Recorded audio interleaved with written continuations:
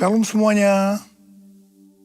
Pada tanggal 23 sampai 25 Oktober 2024 di Cleveland, Tennessee akan diadakan Simposium Pentakosta ketiga.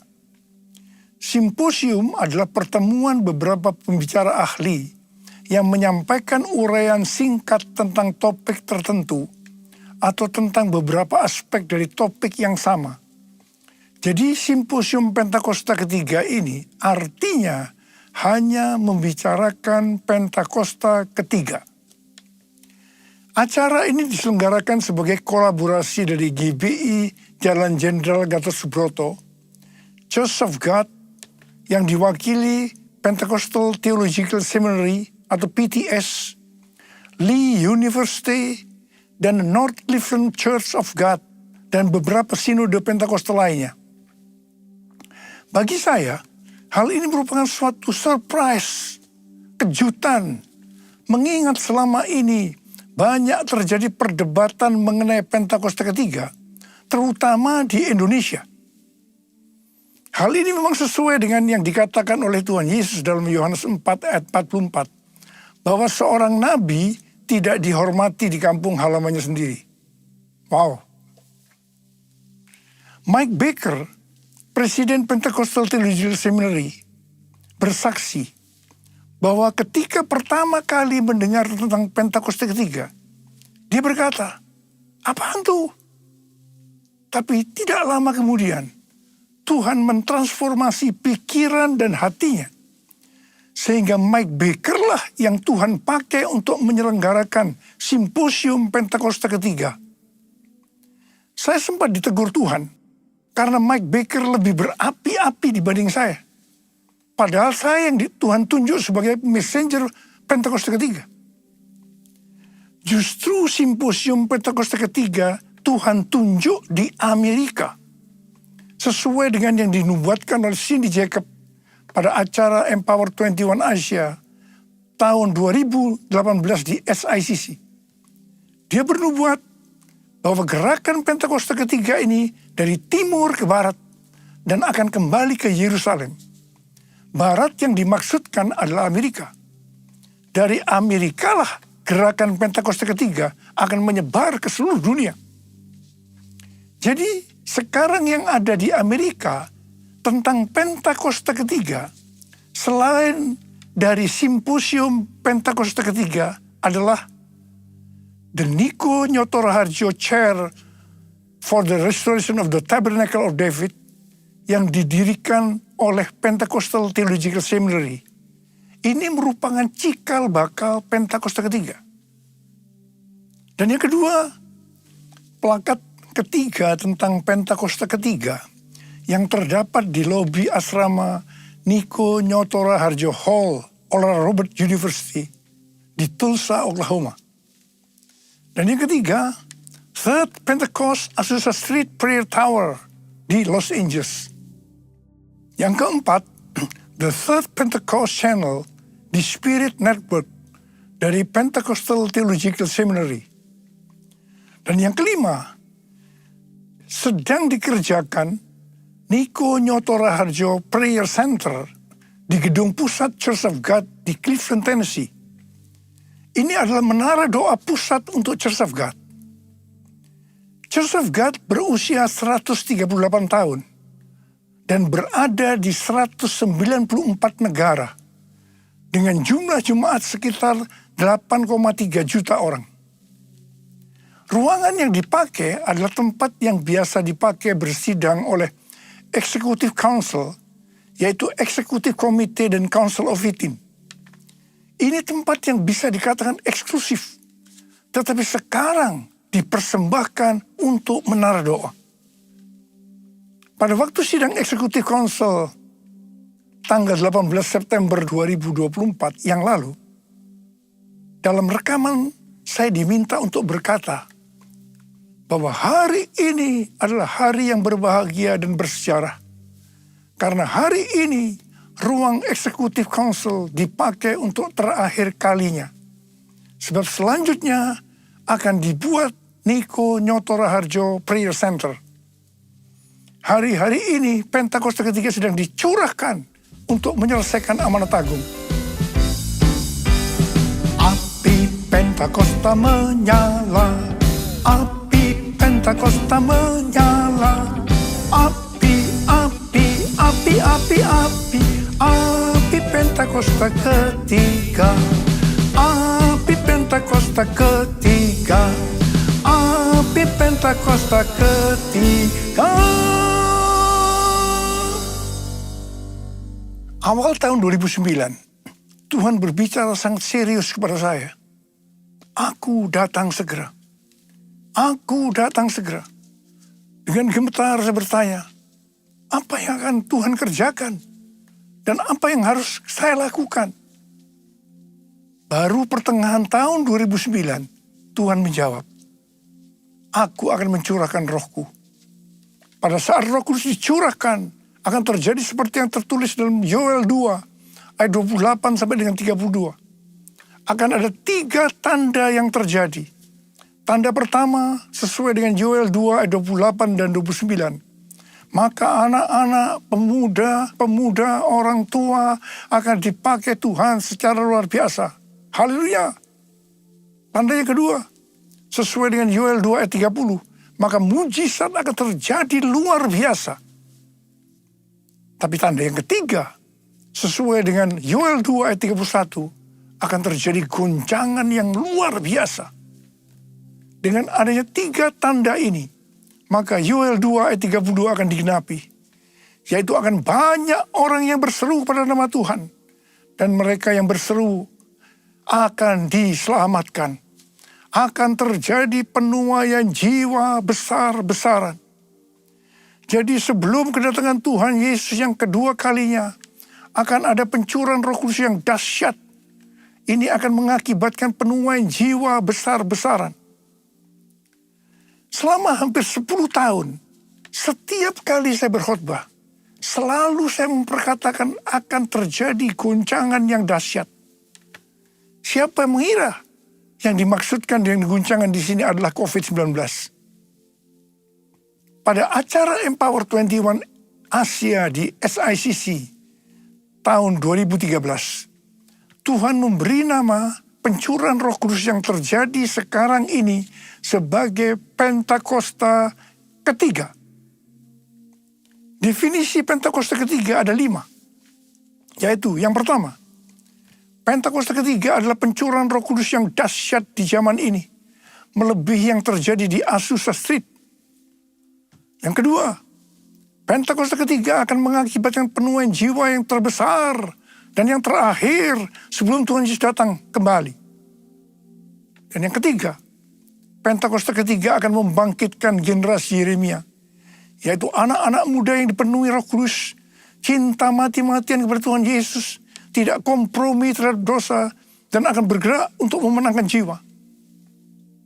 Dan yang keempat, Pentakosta ketiga lahir di Indonesia dan bergerak ke bangsa-bangsa. Gerakan ini dari timur ke barat dan kembali ke Yerusalem. Dan yang kelima, Pentakosta ketiga akan memberikan kuasa untuk menyelesaikan amanat agung. Dan setelah itu Tuhan Yesus datang kembali. Definisi Pentakosta ketiga ini bukan saya yang mendapatkan. Tetapi saya hanya menyusun atau menyimpulkan pasal-pasal nubuatan atau penglihatan dari hamba-hamba Tuhan menjadi satu kesatuan yang namanya Pentakosta ketiga. Bagian saya adalah Tuhan berkata bahwa menjelang kedatangannya untuk kali yang kedua, Tuhan akan mencurahkan Roh Kudus yang mengakibatkan terjadinya penuaian jiwa yang besar. Nama pencurahan Roh Kudus itu adalah Pentakosta ketiga.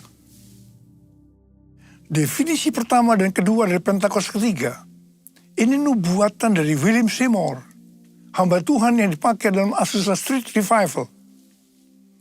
Definisi ketiga, ini penglihatan dari Pastor Russell Evans dari Planet Shakers, Melbourne. Definisi keempat adalah nubuatan dari Cindy Jacob.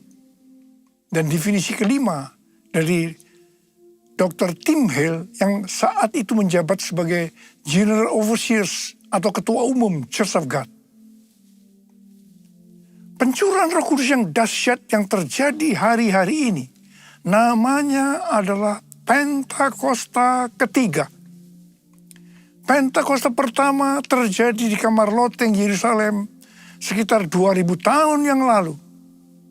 Pentakosta kedua adalah pencurahan Roh Kudus yang terjadi di Azusa Street Revival. Apakah Pentakosta ketiga merupakan istilah yang valid? Jawabannya ya, valid. Sebab sebelum muncul istilah Pentakosta ketiga, istilah Pentakosta pertama dan Pentakosta kedua telah disebutkan oleh para tokoh kegerakan Pentakosta. Dengan demikian, penyebutan istilah Pentakosta ketiga dapat dikatakan sudah ada pola yang mendahulunya. Selain itu, istilah ini juga sudah terkonfirmasi secara internasional. Itu sebabnya menolak Pentakosta ketiga berarti menolak Pentakosta kedua, berarti menolak keseluruhan peristiwa Pentakosta. Penggunaan istilah Pentakosta pertama dan Pentakosta kedua sudah pernah disebutkan oleh hamba-hamba Tuhan seperti John Fletcher, John Wesley, Frank Bartleman, David Wesley, Mylan, Frank Harrington, dan lain-lain. Jesus, I believe in you. Jesus, I belong to you. You're the reason that I live, the reason that I sing. Jesus, I believe in you. Jesus, I belong to you. You're the reason that I live, the reason that I sing with all I am. Ada banyak pertanyaan mengenai soal Pentakosta. Kalau ada Pentakosta pertama, kedua, dan ketiga, apa ada yang keempat, kelima, dan seterusnya? Ini jawabannya. Yang pertama, ada nubuatan William Seymour di tahun 1910 bahwa dalam 100 tahun yang akan datang akan ada kebangunan rohani lain seperti yang terjadi di Azusa, dan kemuliaan Shekinah akan kembali, dan kegerakan Allah tersebut akan lebih besar dan lebih luas dari yang terjadi di Azusa. Tidak hanya terjadi di satu tempat atau kepada beberapa orang saja, melainkan akan menjangkau seluruh dunia. Dan kegerakan itu tidak akan berakhir bahkan sampai kedatangan Tuhan. Berdasarkan nubuatan ini, saya percaya bahwa Pentakosta ketiga adalah pencurahan Roh Kudus yang terakhir sebelum kedatangannya. Jadi tidak ada Pentakosta keempat, kelima, dan seterusnya. Yang kedua, Alkitab mengajarkan Tuhan Yesus akan datang segera, sewaktu-waktu, sehingga setiap generasi dalam kurun waktu kedatangan Tuhan Yesus yang pertama sampai dengan kedatangan Tuhan Yesus yang kedua memiliki hak untuk percaya bahwa mereka hidup di hari-hari terakhir. Artinya, mereka adalah generasi terakhir. Sebagai contoh, seperti yang dikatakan oleh Rasul Paulus dalam 1 Tesalonika 4 ayat 17, yang berkata, sesudah itu, kita yang hidup, yang masih tinggal, akan diangkat bersama-sama dengan mereka dalam awan, menyongsong Tuhan di angkasa. Demikianlah kita akan selama-lamanya bersama-sama dengan Tuhan Yesus. Pertanyaannya, apakah kita sepakat dan juga percaya Tuhan Yesus datang segera? Jika kita percaya Tuhan Yesus datang segera, berarti kita percaya bahwa ini adalah penuaian jiwa yang terbesar dan yang terakhir sebelum Tuhan Yesus datang kembali. Ini juga berarti kita percaya pencurahan Roh Kudus Pentakosta ketiga adalah yang terakhir. Tidak ada Pentakosta keempat, kelima, dan seterusnya. Banyak peristiwa pencurahan Roh Kudus yang terjadi sepanjang sejarah gereja. Namun tidak semuanya dapat disebutkan sebagai peristiwa Pentakosta, seperti yang terjadi di kamar loteng Yerusalem yang disebutkan sebagai Pentakosta pertama.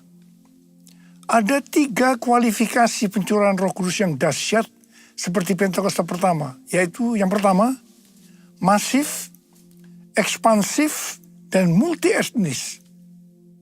Yang kedua, penekanan terhadap glosolalia atau bahasa roh dan manifestasi kuasa Roh Kudus. Dan yang ketiga, memiliki korelasi langsung kepada penyelesaian amanat agung. Jika satu peristiwa pencurahan Roh Kudus kurang memenuhi salah satu kualifikasi saja, maka tidak dapat disebutkan sebagai peristiwa yang memiliki kualifikasi sebagaimana Pentakosta pertama, betapapun dahsyatnya. Artinya, satu peristiwa pencurahan Roh Kudus disebutkan sebagai Pentakosta kalau memiliki 3 kualifikasi pencurahan Roh Kudus seperti Pentakosta pertama. Ku buka hati untuk Roh-Mu Tuhan, ku buka hati menyembah-Mu Yesus. Jamahlah kami, penuhi kami dengan kuasa Allah Maha Tinggi. Dengan kuasa Allah Maha Tinggi.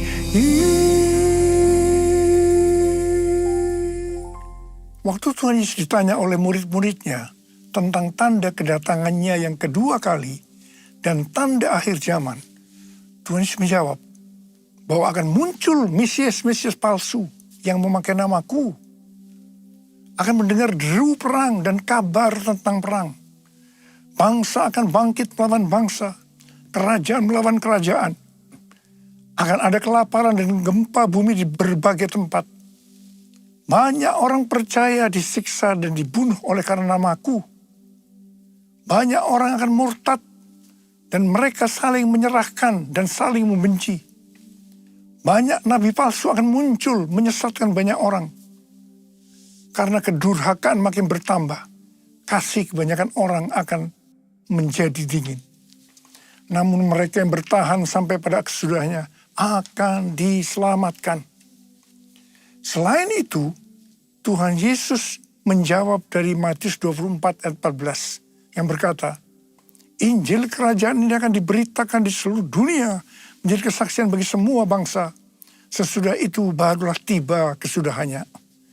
Jadi kalau Injil kerajaan sudah diberitakan di seluruh dunia menjadi kesaksian bagi semua bangsa, atau dengan kata lain, kalau amanat agung selesai, maka Tuhan Yesus akan datang untuk kedua kalinya. Kita diingatkan bahwa tugas utama sebagai orang percaya adalah menyelesaikan amanat agung. Hal itu sesuai dengan yang dikatakan oleh Tuhan Yesus kepada murid-muridnya sebelum naik ke sorga. Dalam Matius 28 ayat 19 dan 20. Karena itu pergilah, jadikanlah semua bangsa muridku, dan baptislah mereka dalam nama Bapa dan Anak dan Roh Kudus, dan ajarlah mereka melakukan segala sesuatu yang telah kuperintahkan kepadamu. Ketahuilah, aku menyertai kamu senantiasa sampai akhir zaman. Ini adalah amanat agung Tuhan Yesus. Untuk menyelesaikan amanat agung tidak bisa dengan kekuatan sendiri, tetapi hanya dengan kuasa Roh Kudus. Karena itu pesan terakhir Tuhan Yesus sebelum naik ke surga kepada murid-muridnya, juga artinya kepada kita yang menjadi murid Kristus. Dalam Kisah Para Rasul 1 ayat 8 yang berkata, tetapi kamu akan menerima kuasa kalau Roh Kudus turun ke atas kamu, dan kamu akan menjadi saksiku di Yerusalem dan di seluruh Yudea dan Samaria dan sampai ke ujung bumi. Setelah itu Tuhan Yesus naik ke surga. Setelah Tuhan Yesus naik ke surga, maka 120 muridnya pergi ke Yerusalem dan berkumpul di kamar loteng. Mereka melakukan ini karena Tuhan Yesus yang menyuruh. Tuhan Yesus berkata, kamu jangan meninggalkan Yerusalem sebelum kamu diperlengkapi dengan kuasa dari tempat tinggi. Sebab Yohanes membaptis kamu dengan air, tetapi tak lama lagi kamu akan dibaptis dengan Roh Kudus. Apa yang mereka lakukan di kamar loteng? Mereka semua bertekun dengan sehati dalam doa bersama-sama. Artinya mereka berdoa, memuji dan menyembah Tuhan bersama-sama dalam unity siang dan malam. Ini prinsip menara doa. Ini prinsip restorasi Pondok Daud. Jadi untuk menantikan pencurahan Roh Kudus atau baptisan Roh Kudus yang kita sebutkan sebagai Pentakosta pertama, mereka melakukan ini. Gereja kita, GBI Jalan Jenderal Gatot Subroto, berumur 36 tahun. DNA yang Tuhan berikan adalah restorasi Pondok Daud. Kita tidak pernah memikirkan bahwa semua yang kita lakukan adalah untuk mempersiapkan pencurahan Roh Kudus Pentakosta ketiga. Selama 10 hari murid-murid Tuhan Yesus di kamar loteng, mereka berdoa, memuji dan menyembah Tuhan dalam unity siang dan malam. Dan pada hari yang ke-10, yaitu pada hari Pentakosta, Roh Kudus dicurahkan. Hal itu diawali dengan suara seperti tiupan angin keras. Kemudian tampaklah lidah-lidah seperti nyala api. Hinggap kepada mereka masing-masing. Dan mereka dibaptis dengan Roh Kudus. Mereka mulai berkata-kata dalam bahasa-bahasa seperti yang diberikan oleh Roh Kudus untuk mengatakannya. Itu adalah bahasa roh. Peristiwa pencurahan Roh Kudus ini disebutkan sebagai Pentakosta pertama. Setelah itu murid-murid Tuhan Yesus dipakai secara luar biasa untuk melakukan amanat agung. Pentakosta pertama ini dahsyat. Mengapa? Sebab dalam waktu beberapa ratus tahun, 70% dari dunia yang dikenal waktu itu, yaitu yang berada di bawah kekaisaran Romawi, menjadi Kristen. Pertanyaannya, apakah amanat agung sudah selesai? Belum. Karena itu pada tahun 1906, kembali Roh Kudus dicurahkan di Azusa Street. William Seymour, seorang hamba Tuhan, dipakai secara luar biasa. Pencurahan Roh Kudus ini disebutkan sebagai Pentakosta kedua. Pentakosta kedua ini dahsyat. Mengapa? Karena menghasilkan gerakan Pentakosta dan karismatik. Ada sekitar 700 juta orang yang diberdayakan Roh Kudus hari-hari ini. Pertanyaannya, apakah amanat agung sudah selesai? Belum. Karena itu hari-hari ini Roh Kudus kembali dicurahkan. Pencurahan Roh Kudus ini disebutkan sebagai Pentakosta ketiga. Kita harus percaya dengan Pentakosta ketiga, maka Injil Kerajaan akan diberitakan di seluruh dunia menjadi kesaksian bagi semua bangsa. Artinya amanat agung selesai. Dan setelah itu Tuhan Yesus akan datang kembali. Haleluya. Saudara, saya mau berdoa buat saudara. Ada berapa banyak di antara saudara yang berkata, Tuhan, saya siap untuk menyelesaikan amanat agung. Berikan saya kuasa Tuhan, kuasa untuk menyelesaikan amanat agung. Angkat tangan saudara. Katakan bersama saya, curahkanlah kuasa-Mu Tuhan. Mujizat terjadi di tempat ini. Curahkanlah kuasa-Mu Tuhan. Mujizat terjadi sekarang ini. Curahkan ya Tuhan, curahkanlah kuasa-Mu Tuhan. Mujizat terjadi di tempat ini. Curahkanlah kuasa-Mu Tuhan. Mujizat terjadi sekarang ini. Mujizat terjadi sekarang ini. Mujizat terjadi sekarang ini. Angkat tangan saudara. Yang sudah berbahasa roh saat ini. Oh, Tuhan, Tuhan curahkan kuasa-Mu. Urapi kami, terima. Oh, terima kasih Tuhan, terima kasih. Dalam nama Yesus, amin.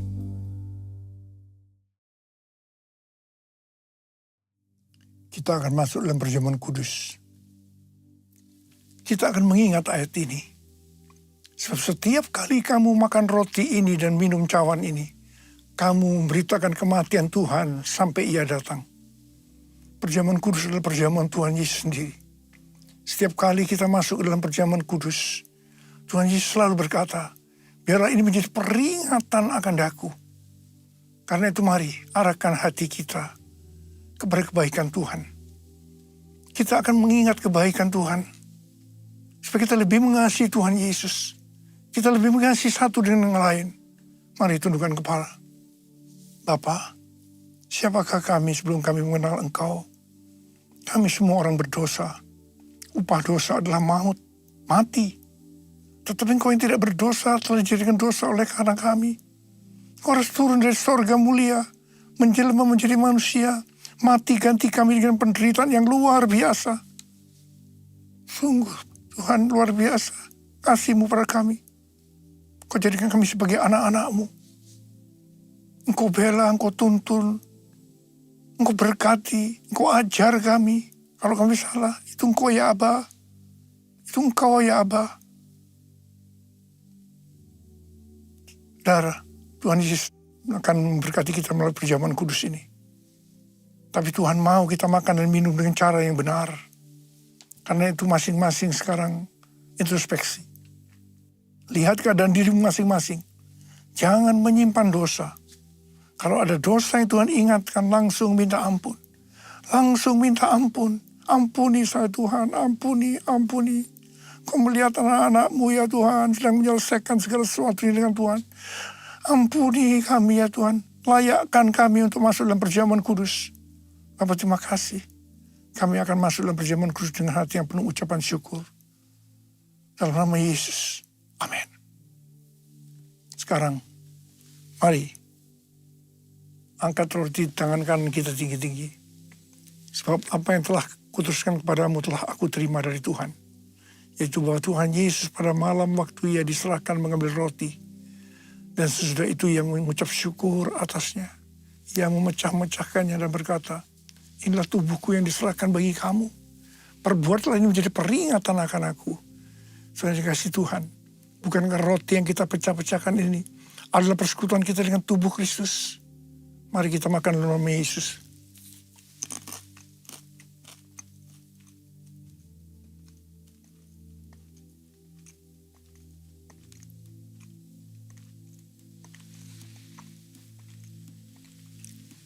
Angkat cawan di tangan kanan kita tinggi-tinggi. Demikian juga Emmanuel cawan sudah makan lalu berkata, cawan ini adalah perjanjian baru yang dimeteraikan oleh darahku. Perbuatlah ini setiap kali kamu meminumnya menjadi peringatan akan aku. Sudah kasih Tuhan, bukankah cawan pengucapan syukur. Yang atasnya kita ucapkan syukur adalah persekutuan kita dengan darah Yesus. Mari kita minum dalam nama Yesus.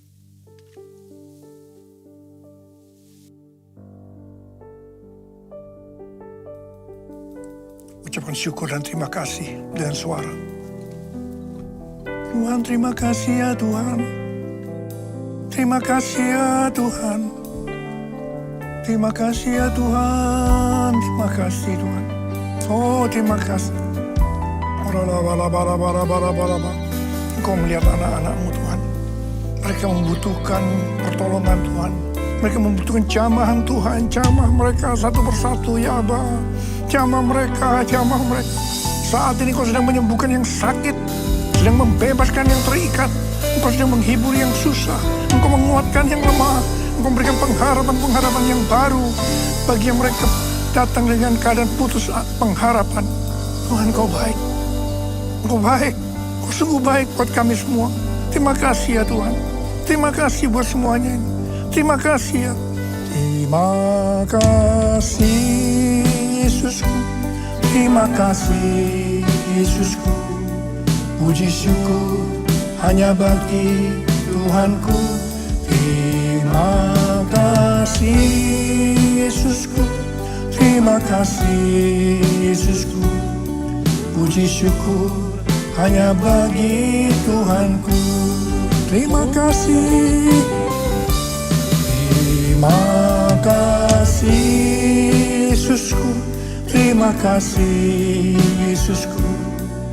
Puji syukur hanya bagi Tuhanku.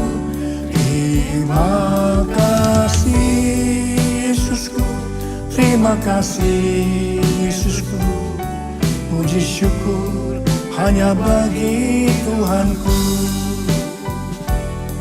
Puji syukur hanya bagi Tuhanku. Puji syukur hanya bagi Tuhanku.